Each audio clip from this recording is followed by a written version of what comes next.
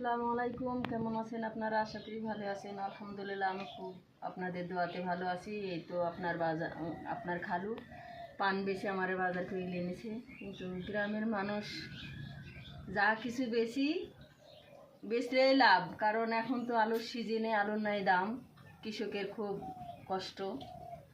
আবার এখন একটু পানের দাম বেড়েছে, কিন্তু আলুর দাম নাই।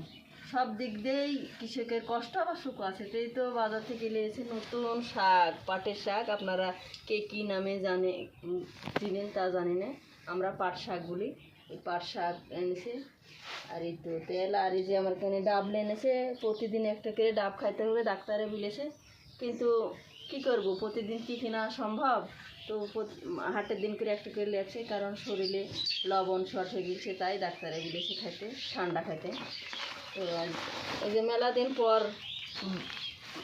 বিস্কুট ভাজা এনেছে, টিফিন পাউডার এনেছে, কারণ বিস্কুট ভাজা সেরকম হাটে যেতেও পারেনি, কিনতেও পারেনি। তো আজকে নিয়ে এনেছে এগুলো বাজার। টমেটোলো মানে বাজার সেরকম কিছু করতেই পারিনি, কারণ বুঝতেই তো পারছে না, 15-20টা দিন থেকে জীবনে ধকল হয়েছে। আসলে আমার পরীক্ষা চলছে। আল্লাহ যাক যত ভালোবাসা তার তত পরীক্ষা হয়, দিক আল্লাহ পরীক্ষা দিক। ইন্নাল্লাহ আমার সাবিরিন, আল্লাহর কাছে সর্বদা আমি ধৈর্য চাই।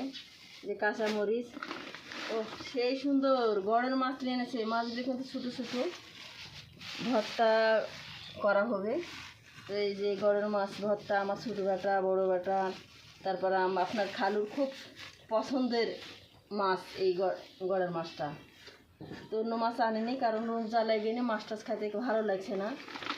এই যে শসা এনেছে, ক্ষীরে নাই, কাল থেকে এনে ক্ষীরে নাই বাড়িতে, মুড়িমা খাইতে সমস্যা হয়েছে। আপনার খালু আজ পান দিছে, বাজার করেছে। কারণ পানের বাজার ভালো, কিন্তু আলুর দাম নাই। আমরা যেদিক যাব সেদিক সুখ আছে, আবার কষ্টও আছে।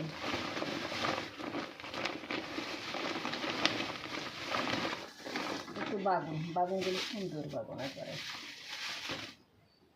সুন্দর ফাইন বাগুন।